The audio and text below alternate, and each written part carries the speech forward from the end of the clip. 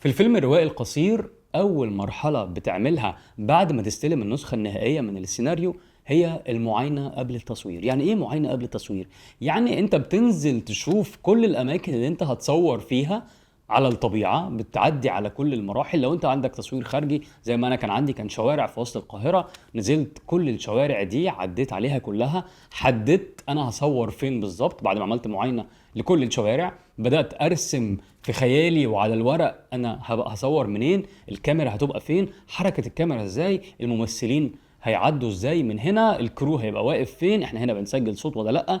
تفاصيل كتيرة جدا مهمة قوي ليها علاقة بالمعاينة قبل التصوير. المرحلة دي مهمة جدا في صناعة الفيلم القصير بتاعك، فلازم تكون مركز فيها كويس قوي لان ليها تفاصيل تانية كتير قوي هنتكلم عنها في فيديوهات جاية كتير. اكتبوا لي في الكومنتات لو عندكم اي اسئلة وانا هرد على كل سؤال بفيديو مخصوص. ما تنسوش تتابعوني على السوشيال ميديا.